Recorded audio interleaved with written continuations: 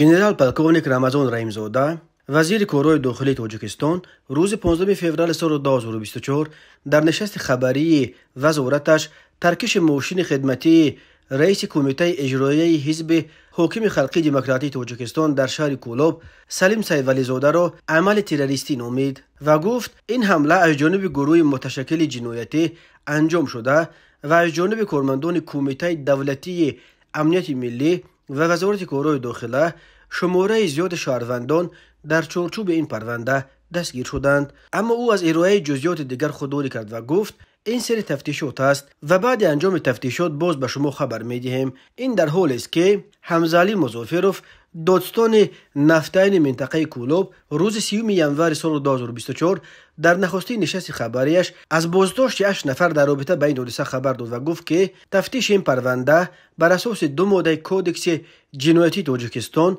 ماده 179 تروریسم و ماده 307 اشتراک در فعالیت سازمان‌های ممنوع از جانب کمیته دولتی امنیت ملی پیش برده می شود. به گفته دادستان گویا این افراد دستگیر شده در دیگر قسمت‌های منطقه کولاب نیز فکر انجام حمله‌های تروریستی را در سر داشتند، اما او در این باره شرح و تفصیلات نداد. اولین شده پایگاه خبری بامداد درباره فرضیه حمله تروریستی در پرونده ترکش ماشین رئیس حزب حاکم در کولاب خبر داد.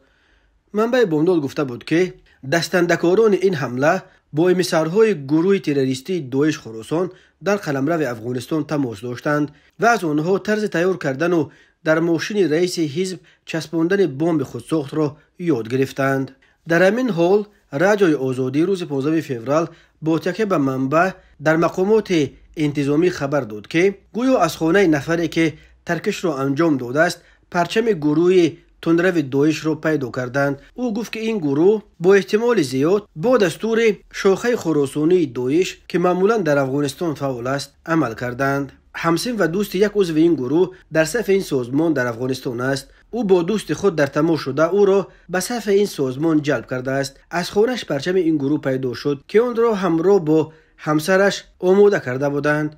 گفته است این منبع یک پیوند یکی از دستگیر شدگان گفته است به اتهام اعلان کرده مقامات باور ندارد. او نه نماز میخواند نه روزه میگرفت، ریش هم نداشت و یگان بار درباره دین و دینداری گپ نمیزد. وقتی او را قپیدند همه حیران شدند. ممکن نفهمیده یا درباره یگان چیز دیگر با همراه دیگر بازداشت شده و گپ زده باشد، ولی باور نمیکنم که عضو یگان سازمان تروریستی باشد. گفته است این ساکن کولاب درباره خویشاوند دستگیر شده است. توسط منابع دیگر تصدیق کردن ادعای مقامات درباره حمله تروریستی بودن حادثه خیلی مشکل به نظر می رسد. نام این 8 نفری برای ترکش ماشین رئیس حزب حاکم دستگیر شده نشر نشده است و معلوم نیست که آیا آنها با وکیل مدافع تامین شدند یا نه.